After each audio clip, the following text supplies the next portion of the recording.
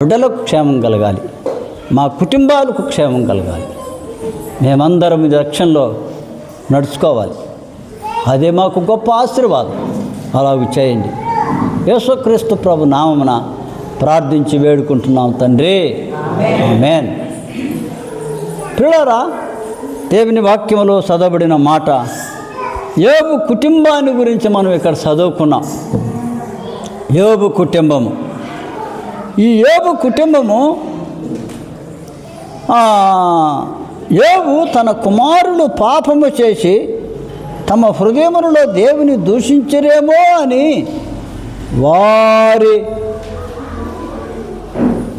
వారిని పిలువనంపించి వారిని పవిత్రపరిచి, అంతేనా? నేను చదివేది కరెక్టేనా? అరుణోదయమున లేచి వారిలో ఒక్కొక్కని నిమిత్తము దహన బలి అర్పించుతూ వచ్చను.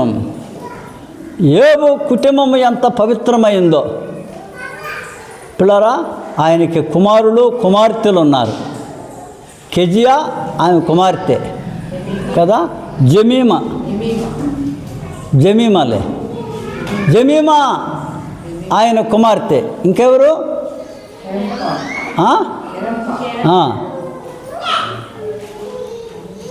ముగ్గురు కుమార్తెలు ఆయనకి. కెరం, ఆమె ముగ్గురు కుమార్తెలు. కుమారులు ఎంతమంది? నలుగురా, ఐదుగురా? ఏడుగురు కుమారులు, ముగ్గురు కుమార్తెలు. పెద్ద కుటుంబమే కదమ్మా, పెద్ద కుటుంబం. 10 మంది సంతానం కలిగిన వాడు. ఈ 10 మందిని నడిపించడం అంటే చిన్న పని కాదు.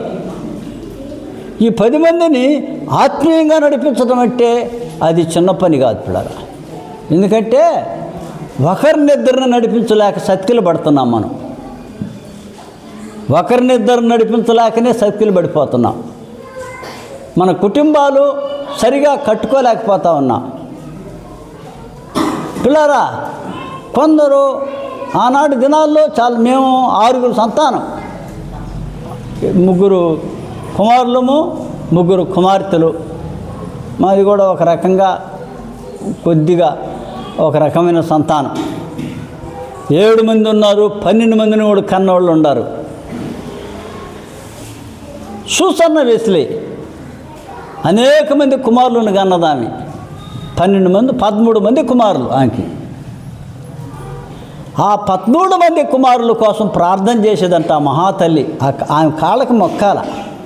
ఎట ప్రార్థన చేస్తుందంటే, రాత్రుల పూట లేచి ఒక్కొక్క కుమారుని దగ్గరికి వెళ్ళి ఒక్కొక్క కుమారుని నిమిత్తమై ప్రార్థన చేసేదంట. నా దేవా, ఈ బిడ్డని రక్షించుకోనైనా, ఈ బిడ్డని నీ సేవకుడుకో అయ్యా, ఈ బిడ్డని సేవకుడు అవ్వాలయ్యా, నీ ఎందుకు భయభక్తులు కలిగిన వాడు బతకాలయ్యా, పరిశుద్ధంగా బ్రతకాలి నాయన అని ఆ సూసన్న చార్లెస్ సూసన్న అనే ఆ తల్లి తన బిడ్డల కోసం రాత్రంతా ప్రార్థన చేసేదట. అమ్మా, అందుకే వాళ్ళు గొప్ప సేవకులయ్యారమ్మా, గొప్ప సేవకులయ్యారు. జాన్ వెస్లీ అయితే ప్రపంచ స్వార్థికుడు అయ్యాడు. గుర్రం మీద ఎక్కి ప్రపంచమంతా తిరిగి దేవుని స్వార్థ ప్రకటించిన జాన్ వెస్లీ అలాగూ దేవుని స్వార్థ ప్రకటించిన మహాభక్తులయ్యారు.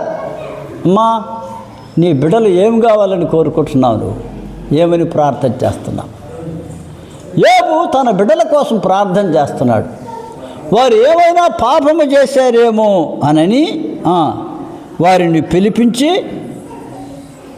పాపము చేశారేమో, తమ హృదయంలో దేవుని దూషించారేమో అని వారిని పిలిపించి వారిని పవిత్రపరిచి అరుణోదయమున లేచి వారిలో ఒక్కొక్కని నిమిత్తమై దహన బలి అర్పించుతూ వచ్చును. దేవా యెహోవా, నా బిడ్డలు ఏమైనా పాపం చేశారా? వాళ్ళ ప్రవర్తన వల్ల నిన్ను దూషించారా? దేవా క్షమించు నాయన, ఇదిగో బలి అర్పణ చేస్తున్నానయ్యా. అయ్యా, ఈ బలిని బట్టి వారిని శుద్ధి చేయను ఆయన, వాళ్ళని బాగు చేయయ్యా అనని యోబు తన కుటుంబం నిమిత్తమై ప్రార్థన చేసే మహాభక్తుడమ్మ. నీ బిడ్డల విషయమే అలా ప్రార్థన చేస్తున్నావా తల్లి? అతడు అరుణోదయమున లేచి మొర్రపెట్టేవాడు, దేవుని సన్నిధిలో బలర్పించేవాడు. తన బిడ్డలు పాపము చేసి దేవుని దూషించారేమోనని వాళ్ళు ప్రతిదినము అలాగా వారి నిమిత్తము ఒక్కొక్కరి నిమిత్తము దహన బలి అర్పిస్తూ వచ్చాడు. యోబు నిత్యము అలాగూ చేయుచుండెను. ఇంత చక్కని మాట. తల్లి, నీ బిడ్డల కోసం నువ్వేం చేస్తున్నావు? నీ బిడ్డల కోసం నువ్వు చేతులు ఎత్తుతున్నావా? దేవుని సన్నిధిలో ప్రార్థన చేస్తున్నావా? ఆ భారం నీకుందా? నీ బిడ్డలు ఆశీర్వదించబడాలని నువ్వు కోరుకుంటున్నావు. నీ బిడ్డలు దీవించబడాలని నువ్వు కోరుకో.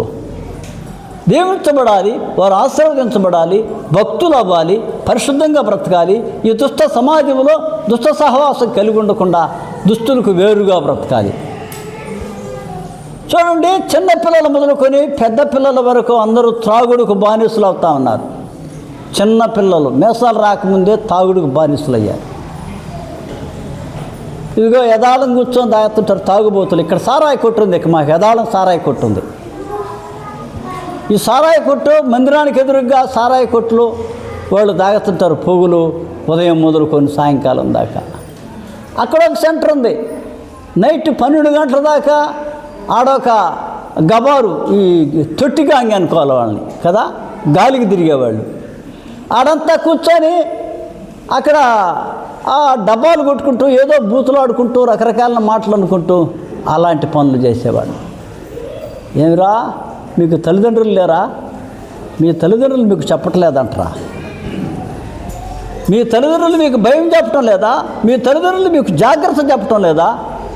మీ తల్లిదండ్రులు మిమ్మల్ని గురించి ప్రార్థన చేసి, నాయనా దైవకంగా రారా, దేవుని మందిరానికి రారా, దేవుడి దగ్గరికి రారా, ఎందుకు వాళ్ళతో సహవాసం చేస్తావు, ఈ రాత్రి దాకా నువ్వు ఎక్కడున్నావురా, ఎప్పుడైనా బాని, ఎట్టయినా బాని, ఎప్పుడైనా రాని అని అనుకుంటున్నావా? ఎక్కడున్నావురా ఇప్పుడు దాకా? ఏం పని నీకు అక్కడ? ఏం చేస్తున్నావు? ఎందుకురా ఇలా చేస్తున్నావు? మన ఇంటిలోకి షాపు ఎందుకు చేస్తావురా నువ్వు అని ఎప్పుడైనా తల్లిదండ్రులైనా మీరు మీ బిడ్డలను ప్రశ్నించారా? వారి కోసం ప్రయాసపడ్డారా? కొంతమంది చదువుకుంటున్నారు, మంచిదే, చదువుకోండి. ఉద్యోగాలు చేస్తున్నారు, చేయండి, మంచిదే. మంచి ప్రవర్తన కలిగి బ్రతకండి. పిల్లారా, యవనస్తులారా, మీరు మీ జీవితాల్లో మంచి ప్రవర్తన గలవారై యోగ్యంగా నడుచుకోండి. అపవిత్రమైన జీవితం వద్దు. తల్లిదండ్రులు మిమ్మల్ని చదువుకోమని చెప్పి పంపించాడు, ఖర్చు పెట్టి ఉద్యోగాలు చేసుకోమని పంపించాడు మిమ్మల్ని. అపవిత్రమైన జీవితాలు ఎందుకు జీవిస్తారు? అయోగ్యకరమైన జీవితాలు ఎందుకు జీవిస్తారు? యవనస్తులారా, మీ జీవితాలు పాడు చేసుకోవద్దు. మీకు చాలా భవిష్యత్తు ఉంది. మిమ్మల్ని దేవుడు వాడుకుంటాడు, మిమ్మల్ని దేవుడు ఆశీర్వదిస్తాడు, మిమ్మల్ని నలుగురికి ఆశీర్వాదకరంగా మిమ్మల్ని దేవుడు చేయబోతున్నాడు. మీ జీవితాలు ఎందుకు పాడు చేసుకుంటారు? మీరు చదువుకునే వాళ్ళు చదువుకోండి, తల్లిదండ్రుల మాట వినండి, తల్లిదండ్రులకు లోబడండి, పెద్దలను గౌరవించండి. నువ్వు క్రైస్తవ కుటుంబంలో పుట్టినవాడు అయితే క్రైస్తవ సంఘానికి, దేవుని మందిరానికి రండి. వస్తున్నావా? మీ కుటుంబంలో కుటుంబ ప్రార్థన అలవాటు చేయండి అమ్మా. బిడ్డలను కూర్చొని పెట్టండి. ఎవరా ప్రార్థన కూర్చోలేదని అడగండి వాళ్ళని. వాక్యం చదవరా, వాక్యం చదువమ్మా అని వాళ్ళ చేత చదివించండి, ప్రార్థన చేయించండి. ఆ అలవాటు నీ కుటుంబంలో ఉందా? లేదు. యోబును చూసి నేర్చుకోండి. యోబు కుటుంబం ఎంత పవిత్రమైందో, యోబు ఎంత మాదిరికరమైన తండ్రిగా ఉన్నాడో, యోబు కుటుంబం ఎంత యోగ్యమైనదో జ్ఞాపకం చేసుకోండి. యోబు బిడ్డలు కూడా పవిత్రంగానే బ్రతికారు, ఆయన కుమార్తెలు కూడా పవిత్రంగా బ్రతికారు. పిల్లరా, ఆలోచన చేశారా? ఎలా ఉన్నారు నీ బిడ్డలు? ఎలా ఉన్నారు? నీ కుటుంబం ఎలా ఉందమ్మా? యోబు కుటుంబంలాగా ఉన్నదా, లేకపోతే నీ కుటుంబం తప్పిపోయినదా? జ్ఞాపకం చేసుకో. అక్రమస్తులతో సంబంధాలు పెట్టుకోబాకండి, తాగుబోతులతో సంబంధాలు పెట్టుకోబాకండి, విగ్రహారాధికులతో సంబంధాలు పెట్టుకోబాకండి. వివాహ విషయాల్లో కూడా యవనస్తులారా జాగ్రత్త వహించండి సుమా. అందాన్ని చూసి, డబ్బును చూసి, ఇంకొకటి చూసి కదా, అలాగా వీరు వెళ్ళిపోయి మీ జీవితాన్ని పాడు చేసుకోవద్దు. నీ జీవితాన్ని సాతానుకు అప్పగించుకోబాకు. పవిత్రంగా నీ జీవితాన్ని కాపాడుకో. వివాహము కాకముందే అపవిత్రులు కాబాకండి. కాలు జారబాక, నీ కన్ను జారకూడదు. జాగ్రత్తగా ఉండాలి. ఏమో కుటుంబం, నా బిడ్డలు పాపము చేసి దేవుని దూషించారేమో, ఓ నా బిడ్డలారా రండిరా మీరిట్ట ఏమన్నాడు అక్కడ? వారిని పిలిపించి అన్నాడా మాట అక్కడ? వారిని చదువు మాట. వారిని పిలిపించి, వారిని పవిత్రపరిచి, వారిని పిలిపించాడు. వారందరూ వచ్చారు. నీ బిడ్డలు నువ్వు పిలిస్తే రావట్లా, నీ మాట వింటలా, నీ మాట లెక్క చేయటంలా. ప్రభువుకి చెప్పు, ప్రార్థన చేయి. అయ్యా నా బిడ్డ నా మాట వింటం లేదు నాయన, నా బిడ్డ నేను చెప్పినట్టుగా నడుచుకోవట్లేదు ప్రభువా, తన ఇష్టానుసారంగా వెళ్ళిపోతున్నాడయ్యా, తన ఇష్టానుసారంగా వెళ్ళిపోతుందయ్యా, నా బిడ్డ నా మాట వింటం లేదయ్యా. ఏమి బిడ్డలో ఏమి మాట విన్నారు? పిలవనంపిస్తే వచ్చారు, తండ్రి దగ్గరికి వాళ్ళందరూ కూడి వచ్చారు. నీ బిడ్డలు వస్తున్నారా? నీ భార్య వస్తుందా? నీ భర్త వస్తున్నాడా? ఒకసారి ఆలోచన చేయి. చాలామంది తల్లిదండ్రులు వస్తారు ప్రార్థనకి, బిడ్డలను తీసుకురారు. బిడ్డలను అక్కడే వదిలిపెట్టేసి టీవీ చూసుకోండి రా, యూదులు తిరగండి రా, వాళ్ళు అట్లా చెడిపోతారమ్మా. ట్యూషన్ అంటారు, ట్యూషన్కి ఏం ఆదివారం ఉన్నాడు, ఒక గంట ఆపుకోలేవమ్మా. ఎరగబడి చదివేస్తున్నాడా? ఏ స్కూల్ ఫస్ట్ వస్తున్నాడా? ఆయన కాలేజీ ఫస్ట్ వస్తున్నాడా? ర్యాంకులు కొడుతున్నాడా? ఏమ్మా చెప్పండి, ఏం ర్యాంకులు కొడుతున్నాడమ్మా? తల్లిదండ్రులు జాగ్రత్త పాటించండి. దేవునికి ఇవ్వవలసిన సమయం దేవునికి ఇవ్వండి. దేవుని కంటే ఎక్కువైనది లేదు. దేవుని సన్నిధిలో నీ బిడ్డలను పెంచావంటే మంచి ర్యాంకులో వస్తాడు వాడు. దేవుని మీద భయభక్తులు కలిగి ఉండి కష్టపడి వాడు చదివితే యోగ్యకరంగా వాడి జీవితం ఉంటుంది. ఏడన్నా ట్యూషన్ పర్మిషన్ పెట్టుకునైనా ఆ రోజు రానని ఒక గంట ముందుగా వచ్చేసేవా ట్యూషన్కి కాదంటలా. కనుక దేవునికి ఇవ్వవలసిన సమయం దేవునికి ఇవ్వు. దేవుని దగ్గరికి రావలసిన ఆ సమయాన్ని దేవుని దగ్గరికి రా.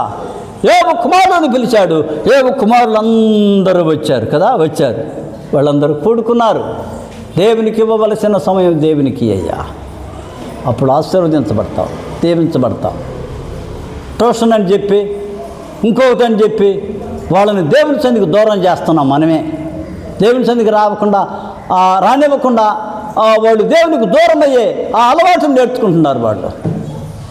ప్రియా సోదరులారా, నా మాట వినండి. మీ బిడ్డలను జాగ్రత్తగా పెంచుకోండి. మీ బిడ్డల కోసం ప్రార్థన చేయండి. మీ బిడ్డల కోసం దేవుని సన్నిధిలో నిరంతరము విజ్ఞాపన చేయండి. విలాప వాక్యములు 2వ అధ్యాయం 19వ వచనం. విలాప వాక్యములు 2వ అధ్యాయము 19వ వచనం.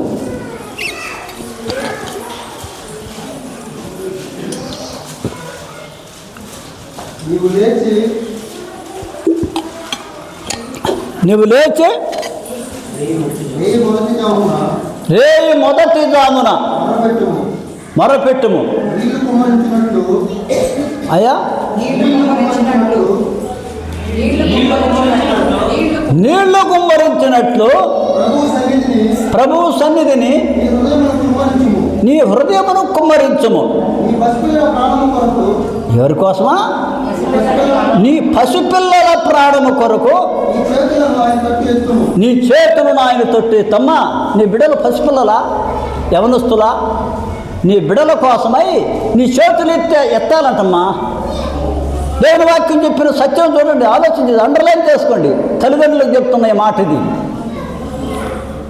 తల్లిదండ్రులారా, రేయి మొదటి జామున లేచి మొరపెట్టుము, నీళ్లు కుమ్మరించినట్లుగా యెహోవా సన్నిధిని మొరపెట్టుము.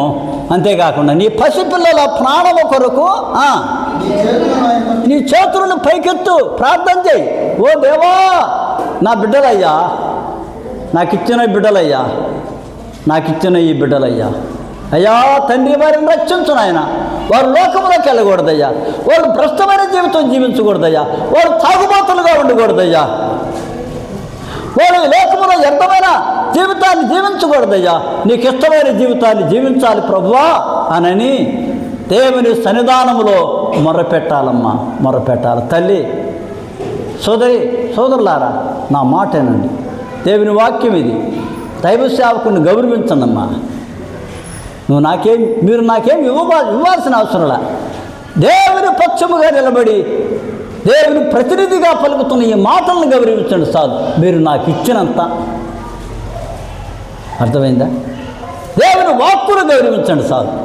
దేవుని వాక్కులను గౌరవించండి.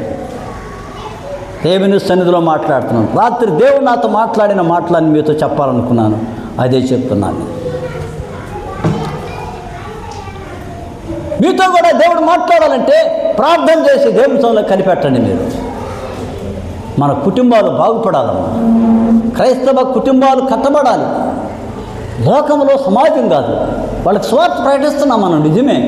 వాళ్ళు అంటారు, అయ్యా ముందు మీ కుటుంబాలను కట్టుకోండి అయ్యా. ఏమంటారు వాళ్ళ? ముందు మీ కుటుంబాలను కట్టుకోండి, మీ బిడ్డలను బాగు చేసుకోండి. వాడు చూడు మాతో పాటు తిరుగుతున్నారు, వాడు చూడు మాతో పాటు ఆడుతున్నారు, వాడు చూడు మాకంటే అధ్వానంగా ఉంది. ముందు మీ కుటుంబాలను కట్టుకోండి, మీ కుటుంబాలను బాగు చేసుకోండి అని వారు మనల్ని ఏలు పెట్టి చూపిస్తారు, ఏలు పెట్టి చూపిస్తారు. నా తల్లులారా, నా బిడ్డలారా జ్ఞాపకం చేసుకోండి. చిన్నపిల్లలను అంటున్నాను ఆ మాట. నేను నా బిడ్డలతో సమానమే. మీకోసం ప్రార్థన చేస్తున్నాను. నేను మీ తల్లి మీకోసం ప్రార్థన చేయడం కానీ ఒక దైవ సేవకుడుగా నేను మీకోసం ప్రార్థన చేస్తున్నా. మీ తండ్రి మీకోసం ప్రార్థన చేయడం కానీ నేను మీ బిడ్డల కోసమై మీకోసమే ప్రార్థన చేస్తున్నా. మీ చదువుల కోసం ప్రార్థన చేస్తున్నా. మీరు మంచి యోగ్యమైన ప్రవర్తన కలిగిన బిడ్డలుగా సంఘంలో ఉండాలని మీకు మనవి చేస్తున్నాను. ఇంకెక్కడ మీరు ఈ మాటలు వెళ్ళారు, ఎవరు బోధించలేరు కూడా. వాళ్ళకి ఎవరికి చేత కూడా కాదు ఈ మాటలు చెప్పడానికి. అసలు వాళ్ళ ప్రవర్తనే నిలకడలేదు. వాడేంది బోధించేది కాదు, వాళ్ళ కుటుంబమే సరిగా లేదు, వాళ్ళు ఎందుకు బోధించేది. అందుకని ఇప్పుడారా నా మాట వినండి. దైవదాసుడిగా మీకు వెలిగిస్తున్నాను. దేవుని వాక్యాన్ని బట్టి తల్లిదండ్రులైన వారు మీ బిడ్డల కోసం ప్రార్థన చేయండి. బిడ్డలారా, మీ తల్లిదండ్రుల మాట వినండి, కాదని తోసివేయబాకండి. అదిగో యోబు పిల్లలు పంపించాడు, యోబు దగ్గరికి వాళ్ళందరూ వచ్చారు, కూడుకున్నారు, ఆలకించారు, వాళ్ళను పవిత్రపరిచారు అన్న మాటలు ఎంత శ్రేష్టమైనవి, ఎంత శ్రేష్టమైనవి. అబ్రహాం కుటుంబం కూడా చాలా యోగ్యమైన కుటుంబమే. అబ్రహాం కుటుంబం యోగ్యంగా ఉండింది, కానీ ఇస్సాకు కుటుంబంలో గొడవలు వచ్చాయి. అబ్రహాం మహాభక్తుడే. అర్థమైందా అమ్మా? వింటున్నారా? పిల్లలతో ఆడుకోబాకండి, దేవుని మాట్లాడండి. అబ్రహాం మహాభక్తుడే, ఇస్సాకు కూడా మహాభక్తుడే, యాకోబు కూడా మహాభక్తుడే. యాకోబు కుటుంబంలో కూడా కొన్ని సమస్యలు ఏర్పడ్డాయి, కొన్ని పరిస్థితులు ఏర్పడ్డాయి. యాకోబుకు 12 మంది కుమారులు, ఒక కుమార్తె.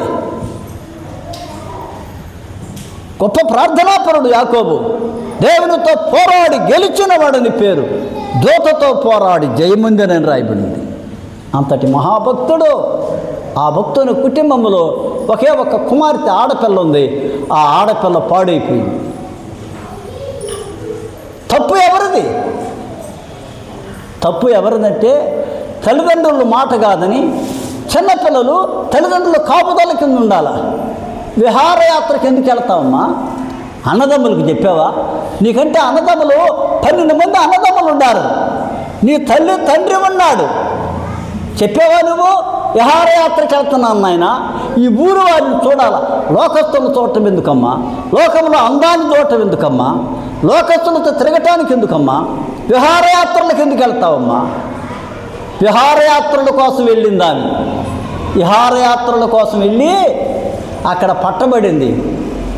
ఒకరి చేతిలో పట్టబడి పాడైపోయింది. శీలాన్ని పోగొట్టుకున్న దౌర్భాగ్యురాలు. దీనా అన్న పేరు ఎవడు పెట్టుకోడు సంఘంలో. పెట్టారా మీరు ఎవరికన్నా? ఎక్కడన్నా విన్నారా మీరు? దేనా అన్న పేరు ఎవరన్నా పెట్టారా?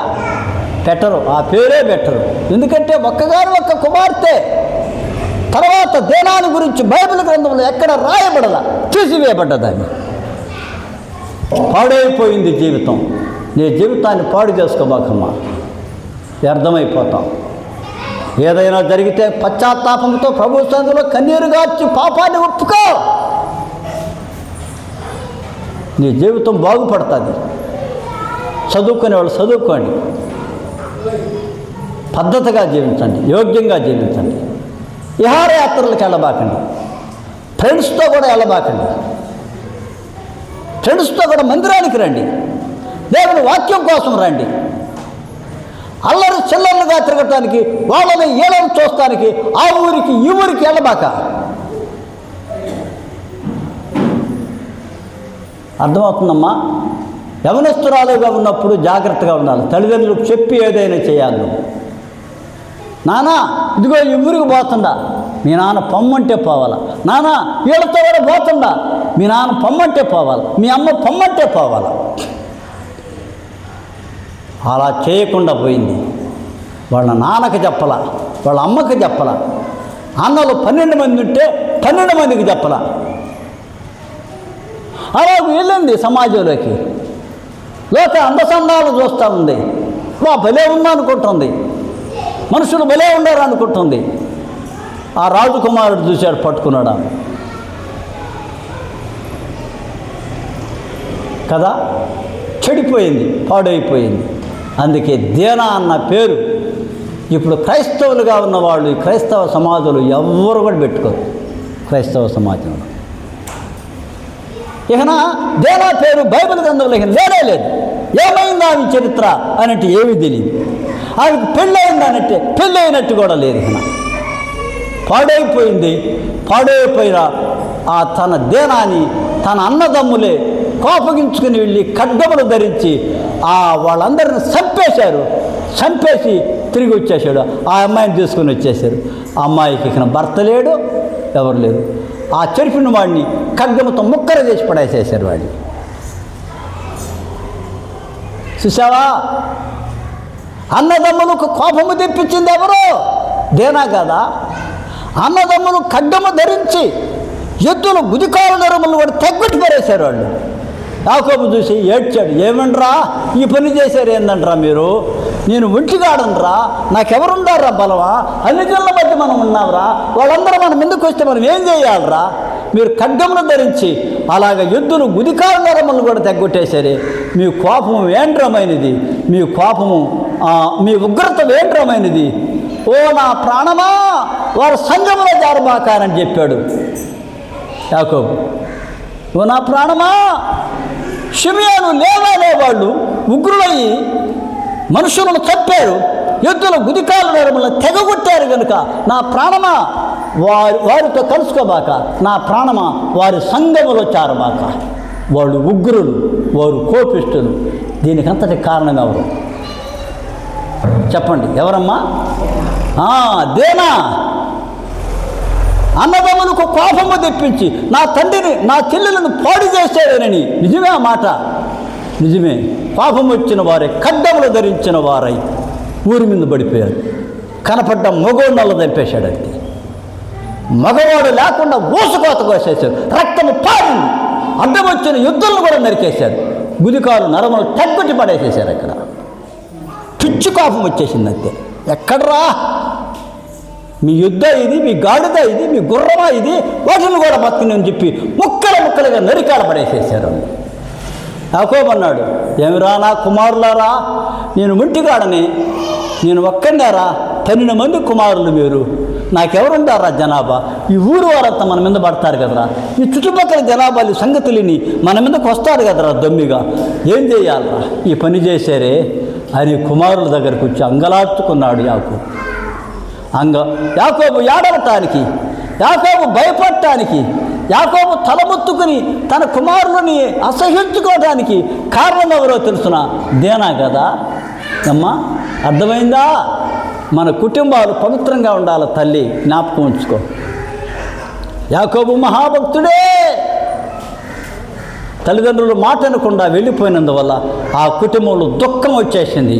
వేదనతో ఏడుస్తున్నాడు యాకోబు. ఏం చేస్తున్నాడు? వేదనతో ఏడుస్తున్నాడు. అమ్మా, మీరు కూడా మీ తల్లిదండ్రులను ఏడిపించేవాళ్ళు అవుతారు. యవనస్తులారా, మీరు దేవుని మాట అనకుండా, తల్లిదండ్రులు మాట అనకుండా, పెద్దలు మాట అనకుండా మీరు అలా చేస్తే మీ తల్లిదండ్రులు మిమ్మల్ని గురించి ఏడుస్తారు. వాళ్ళు కూడా వాళ్ళని చిక్కులు పాలు చేసేది మీరే, అపాయంలోకి నెట్టేసేది మీరే, శోధనలోకి నెట్టేసేది మీరే. మీ వల్ల కుటుంబం దెబ్బతిరిపోద్ది. జాగ్రత్త పడారా. అందుకని యవనస్తులారా, దేవుని యందు భయభక్తులు కలిగి జీవించండి. కుటుంబ ప్రార్థన ప్రారంభించండమ్మా.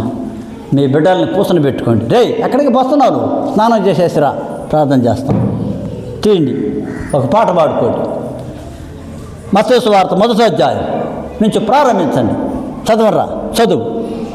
2 వచనాలు చదువు, నువ్వు 2 వచనాలు చదువు అని అట్లాగ చదివించుకొని ఒక అధ్యాయాన్ని చదువుకొని ప్రార్థన చెయ్యమ్మా, ప్రార్థన చెయ్యి అని వాళ్ళకి ప్రార్థన నేర్పు. వాళ్ళ చేత ప్రార్థన చేయించు. నా తల్లి, నా సోదరులారా, ఈ యొక్క కుటుంబ ప్రార్థన నిర్లక్ష్యం చేస్తున్నావు కానీ నువ్వు దానివలన ఎంత ఆశీర్వాదం ఉందో నీ బిడ్డలకు, అది ఎంత దీవెనకరమైందో నువ్వు ఎరగలాని ఇంకాను. అందుకే నువ్వు చేయలేకపోతున్నావు. నీ కుటుంబం యోబును చూసి నేర్చుకో. యోబు నిత్యము అలాగో చేయుచుండెను. ఏమనుందా? యోబు, అమ్మ అంటున్నారా? యోబు నిత్యము అలాగో చేయుచుండెను. చేస్తావా? ఇకనైనా ప్రారంభిస్తావా? నీ బిడ్డలు దేవుని భయభక్తులు కలిగిన వారేనా? నీ భార్య మందిరానికి వస్తుందా? నీ బిడ్డలు మందిరానికి వస్తున్నారా? ఆలోచన చేసుకో. నీ భర్త దేవుని మందిరానికి వస్తున్నాడా? వాళ్ళ కోసం ప్రార్థన చేసుకో. ఎక్కడికయ్యా పోతున్నావు? కూర్చో ప్రార్థనలో. ఏముంది? దేవుని ప్రార్థన లేకుండా, దేవుడు లేకుండా ఏం చేస్తాం మనం? కూర్చొని పెట్టి వాళ్ళకు కూడా దేవుని మందిరంలో, నీ ఇంటిలో కూర్చునేది, బైబిల్ చదువుకునేది, ప్రార్థన చేసుకునే అలవాటు నువ్వే చేయి. ముందుట చెయ్యి. అలా చేస్తే ప్రారంభించిపోతామంటే వాళ్ళకు కూడా అనిపిస్తుంది. వాళ్ళు కూడా కూర్చుంటారు. వాళ్ళు కూడా ఆ ప్రార్థనలో ఏకీభవిస్తారు. చూసారా యాకోబు కుటుంబం ఏమైందో? చూసారా యాకోబు కుటుంబంలో వేదన, కన్నీళ్ళు. అయ్యో, ఆ పక్కనున్న వాళ్ళంతా వీళ్ళని దంపినందుకు వాళ్ళు వచ్చి వాళ్ళ మీద పడిపోతారేమో. నేను చూస్తే ఒంటిగాడిని నాకెవరుండారు? నన్ను చంపేస్తారు, నా బిడ్డలను చంపేస్తారు, అయ్యో అని యాకోబు అంగలార్చే పరిస్థితి ఆ రోజు సంభవించింది. పిల్లారా, ఎలాంటి పరిస్థితులు యాకోబు కుటుంబంలో వచ్చి దుఃఖము నిలిపేయి. మన కుటుంబంలోకి అలాంటి పరిస్థితులు రాకుండా ఉండాలి, ప్రార్థన చేయాలి. అందుకని రేయి మొదటి జామున లేచి నీళ్లు కుమ్మరించినట్లు నీ యెహోవా సన్నిధిని కుమ్మరించము. నీ పసిపిల్లల ప్రాణము కొరకు యెహోవాకు మొరపెట్టుకో, ప్రార్థన చేయి. అమ్మా, ఊరికే వాళ్ళు రక్షించబడతారనుకున్నావా? అసలు సాతానుడి యొక్క కన్ను లోకం మీద ఉండదు. లోకంలో ఉన్నవారు ఎట్టా వాడికి సంబంధించిన వాళ్ళే. క్రైస్తవ కుటుంబాల మీదనే ఎక్కువగా వాడి యొక్క చూపంతా కూడా. అమ్మా, ఏనండి ఆ మాట. ఎవరి మీద? ఏ కుటుంబాల మీద? క్రైస్తవ కుటుంబాల మీద. నీతిగా బతుకుతున్నారే, నీతివంతుల కుటుంబాల మీద సాతానుడు వాడి యొక్క దృష్టి, వాడి ఆలోచన, వాళ్ళని ఎట్ట జడగొట్టాలా, వాళ్ళని ఏ పాపంలో పడేయాలా, వాళ్ళు ఏ శోధనకు లోపడతారు, వాళ్ళు ఏ రీతిగా నా మాట వింటారు, దేవుని వదిలిపెడతారు, దేవుని దూషిస్తారు అని సాతానుడు ఏ రీతిగా నీ కుటుంబాన్ని దెబ్బగొట్టాలని వాడు ఆలోచన చేస్తా, ఎవరిని మృంగుదునా అని గర్జించు సింహంలాగా వాడు తిరుగుతున్నాడు. చూసారా, గర్జించు సింహంలాగా తిరుగుతున్నారు. చాలామంది ఫోన్లో ఒత్తుకుంటా, ఫోనుల్లో మాట్లాడుతూ, ఫోనుల్లో చూస్తూ ఉంటారు. ఎప్పుడు ఫోన్లో చూడటమే, ఎప్పుడు ఫోన్లు. కాసేపు బైబిల్ పట్టి చదువుకోకూడదురా, ఫోన్లు తీసుకొని ఆటలాడుకోవటం. ఫోనే జీవితం వాడికి, పొద్దుస్తాం అదే, ఫోనే వాడి జీవితం అంతా. చెడిపోయింది సమాజం. ఫోన్లో ఏముందయ్యా చెప్పాలి మీరు? ఫోన్లో ఏముందా? నా సైట్ చూసి చెప్పండి రా, ఫోన్లో ఏముందిరా? ఏంది వీళ్ళు అంటారా? ఏముంది ఫోన్లో మంచి ఉందా చెడు ఉందా నాయన? మంచి కూడా ఉంది, చెడు కూడా. అబ్బా, నువ్వెంత చెడు చేయాలని అంత చెడు అది చేపిస్తుంది. ఫోన్ చెడ్డదే. వాక్యం ఉందిలే అనుకుంటావు, వాక్యం వింటావు. నువ్వు వాక్యం వింటే భక్తుడు అయిపోతావు. వాక్యం వింటే భక్తుడు అయిపోతావు. వాక్యం వినవే కదా, వేరుగా ఉన్నది. ఈ ఫోనే మనుషుల్ని యవనస్తుల్ని చెడగొట్టేసి, ఫోన్ నాకు ఫోనే లేదు, ఇది ఫోన్ పాత ఫోన్, ఇది మా ఫోన్, ఇది కవర్ కొత్తది వేసేయాలి, నెగ మెరుస్తుంది అంతే. సరిగా ఇది ఖాళీ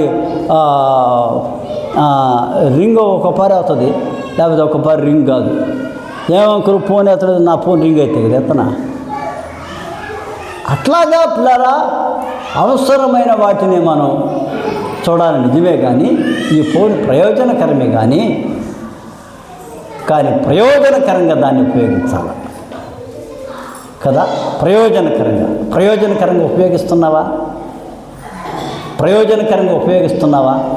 వ్యర్థమైన వాటిని చూసి వ్యర్థమైన అలవాట్లకు బానిసవుతున్నావా?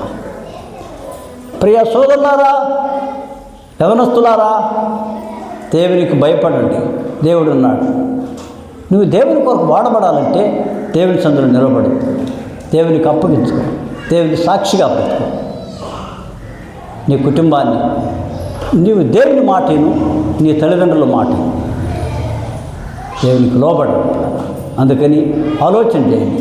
మీ బిడ్డల్ని హెచ్చరించండి. ఈ వాక్యం వినేసి పోయేసి, ఎవరో నువ్వు దేవుని సన్నిధికి ఎందుకు రావట్లేదు, ఎక్కడ గడుపుతున్నావు నువ్వు? మీరు ఎప్పుడైనా మీ బిడ్డలు ప్రశ్నించారా? ఇప్పుడు దాకా ఎక్కడున్నారు నువ్వు, ఇప్పుడు వస్తున్నావు నువ్వు అని అడిగారా?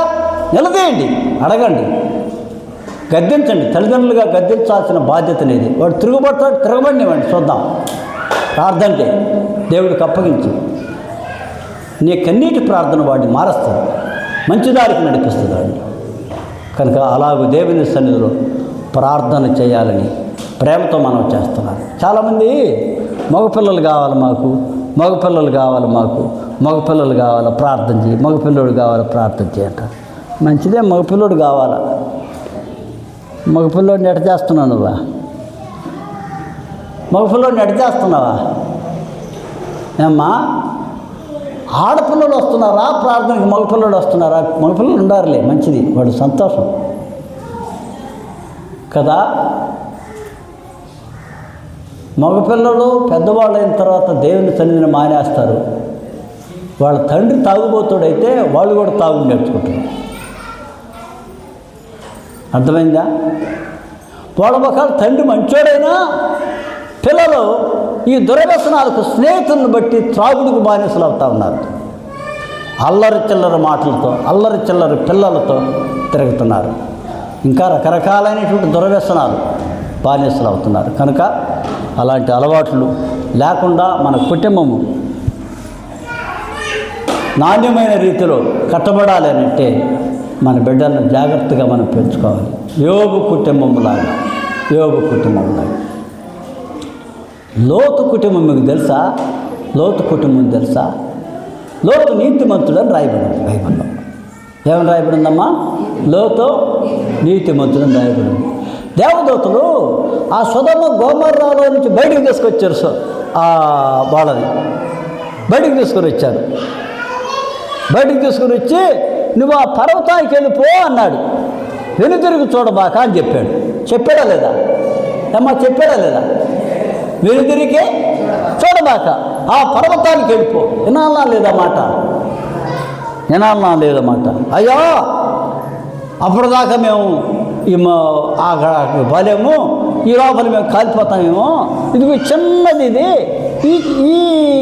ఈ చిన్న ప్రాంతానికి, ఈ చిన్న కొండకి ఇక్కడ వెళ్తామని అన్నారు. దేవుడు చెప్పిన మాట అనుకున్న నీ నిర్ణయం ఏందా? దేవుడు ఏం చెప్పాడు? దేవుడు ఏం చెప్పాడు చెప్పండి? ఆ పర్వతానికి వెళ్ళండి అనండి. ఏమన్నాడు? ఆ పర్వతానికే వెళ్ళండి అన్నాడు. కానీ వాళ్ళు ఏం చేశారంటే, కాదు మేము ఇక్కడే పోతామన్నారు. సరే, దేవుడు వారిని ఏమనలేక, సరే పొండ్రా, వెనుతిరిగి చూడబాకంటా అని అన్నాడు. లోతు భార్య వెనుదిరిగి చూసింది. ఏమైందా?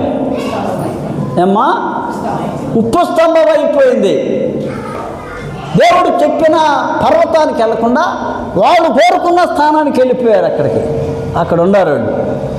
ఏమైంది వాళ్ళు కుటుంబం? వాళ్ళు తండ్రితోనే ఉండి 2 బిడ్డలను కన్నారు, భ్రష్టులను కన్నారు. మోయాబు అనేవాడిని, అమ్మోనీయులు అనేవాళ్ళని, ఇశ్రాయేలులకు శత్రువులు, మూల పురుషులను కన్నారు. వాళ్ళు భ్రష్టమైన సంతానం. లోతు భార్య ఉప్పు స్తంభము కాకుండా ఎనుదిరుగు చూడకుండా, ఆమె ఎనుదిరుగు చూడకుండా కానీ ఉండింటే లోతు జీవితంలో అలాంటి పరిస్థితులు సంభవించుండేయనా? ఏమ్మా, లోతు భార్య బ్రతుకుంటుంది అనుకో, వాళ్ళతో పాటు వాళ్ళ కుమార్తెలు సాహసిస్తారా? ఆ పనికి సాహసిస్తారా? సాహసించలేరు. వాళ్ళ తల్లి చచ్చిపోయింది, ఉప్పు స్తంభం అయిపోయింది. కారణము ఆమె ఎనుదిరిగి చూసి కుటుంబాన్ని పోడు చేసిన దౌర్భాగ్యురాలు లోతు. ఆమె లోతు భార్య వల్ల శాపం వచ్చింది. లోతు వల్ల వచ్చిందా? లోతు భార్య వల్ల వచ్చిందా? ఎవరి వల్ల వచ్చింది చెప్పండి? ఎనుదిరిగి చూసి ఉప్పు స్తంభం అయిపోయిన కారణంగా తమ కుమార్తెలు సాహసించి ఆ పాపమునకు ఉడికట్టారంటే దానికి కారణం లోతు భార్య. అవునా కాదు? లోతు భార్య వెనుదిరిగి చూసి కుటుంబాన్ని భ్రష్టపట్టించడానికి ఆ స్త్రీయే కారణం. లోకాశలకు వెనుదిరిగింది. దేవుడు చెప్పాడు, వెనుదిరిగి చూడద్దు, వెళ్ళిపో. వెనకటివి లోకాశలకు లొంగి, అయ్యో కాలిపోతుంది నా పెట్టెలో ఉన్న బంగారము, నా బీరువాలో ఉన్న బంగారం అని లోకాశపరురాలై వెనుదిరిగి చూసి ఆమె భ్రష్టురాలైపోయింది, ఉప్పు స్తంభముగా మిగిలిపోయింది. పిల్లారా, విశ్వాసులమైన మనం కూడా ఈ లోకాశలకు వెనుదిరిగి లోకాశలకు లొంగి దేవునికి దూరస్థలమైపోయి కుటుంబాన్ని నాశనం చేసుకోబాక. అమ్మా, నీవు దిగజారిపోయావంటే నీ కుటుంబం కూడా దిగజారిపోతుంది. నువ్వు వెనక్కి తిరిగిపోయావనుకో, నీవు దేవుని వదిలిపెట్టేసావనుకో, తల్లిదండ్రులుగా నువ్వే దేవునికి దూరం అయిపోతే ఇక నీ బిడ్డలే వస్తారు, నీ బిడ్డలే నమ్ముకుంటారు, నీ బిడ్డలే బాగుపడతారు, నీ కుటుంబం ఏ కట్టబడుతుంది? ఆలోచన చేయ ఒకసారి. లోతు కుమార్తెలు చేయటానికి పాపము చేయటానికి కారకురాలు ఎవరు చెప్పాలి మీరు ఇప్పుడు? ఎవరా కారకురాలు? లోతు కుమార్తెలు తప్పు కాదది. ఎవరు తప్పు చెప్పాలి మీరే. అర్థమైంది మీకు? లోతు భార్య తప్పది, భార్య చేసిన తప్పది. లోతు భార్య చేసిన తప్పు. వెనుదిరిగి చూసి ఉప్పు స్తంభము కాగా ఇప్పుడు తల్లు లేని బిడ్డలయ్యారు. వాళ్ళు యవన కాలంలో ఉన్నారు. దుష్టాలోచన వారి మనసులోనికి కలిగింది. అలా కలిగించడానికి కారణం తల్లి లేకపోబట్టి. అలా కలగటానికి కారణం తల్లి లేకపోబట్టి. అర్థమైందా? అందుకని పిల్లారా, తల్లిదండ్రుల యొక్క జీవితాలు యోగ్యంగా ఆత్మీయంగా లేకపోయినట్లయితే నీ కుటుంబం కూడా దెబ్బతినిపోద్దమ్మా. నువ్వు సల్లారిపోతే నీ బిడ్డల్ని, నీ కుటుంబాన్ని ఏం కట్టుకుంటావు నువ్వు? కనుక నీ బిడ్డలు అలా అవ్వారంటే ఒకవేళ తల్లిదండ్రులుగా నువ్వేమైనా కారణమేమో ఒక్కపారి ఆలోచన చేయి. ఈ మాటలకు బాధపడద్దు. నిజమేనా ప్రభువా, నన్ను క్షమించు నాయనా అని పశ్చాత్తాపంతో ఏడుకో. మళ్ళా తిరిగి పునరుద్ధరిస్తాడు నిన్ను, నీ కుటుంబాన్ని బాగు చేస్తాడు నిన్ను. అయితే అలాంటి పశ్చాత్తాపంతో కూడిన మనసు రావాలి మనకు. అది దావీదు హృదయంలో ఉందా అలాంటి పశ్చాత్తాపం? అర్థమైందా? దావీదు హృదయంలో అలాంటి పశ్చాత్తాపం ఉంది. చేసిన తప్పులు ఒప్పుకునేవాడు. ఈనాడు గద్దెంపు హెచ్చరిక ఇస్తే నేను అదే చెప్పింది, దైవ సేవకుని ప్రేమించండమ్మా. దేవుని సందును నిలిచి చెప్పే మాటల్ని అవలంబించండి, అది మీకు ఆశీర్వాదం. అదే దైవ సేవకుని గౌరవించినట్టు. దైవ సేవకుని గౌరవిస్తే దేవుని గౌరవించినట్టే. దైవ సేవకుడు చెప్పే మాటను తృణీకరిస్తే దేవుణ్ణి తృణీకరించినట్టే. అర్థమైందా? అందుకని ఆలోచన చేయండి.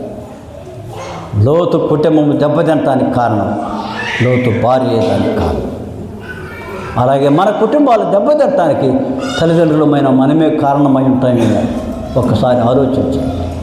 క్షమించు నాయనా, నన్ను క్షమించయ్యా అని ప్రభువుని అడిగి మన జీవితాలను దిద్దుకొని మళ్ళా నన్ను బాగు చేయయ్యా, నా కుటుంబాన్ని కట్టయ్యా అని దేవుని సన్నిధిలో సిద్ధపడి ముందుకు సాగవలసిందని ప్రేమతో మీకు మనవి చేసి ముగిస్తున్నాను. దేవుడి వాక్య భాగాల్ని మనందరి వినికిడిలో దీవించునుగాక. ఆమేన్. ఆమేన్.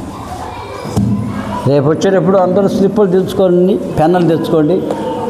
నేను మీకు ఎగ్జామ్ పెడతాను, దానిలో రాయండి. ప్రార్థన చేస్తాను.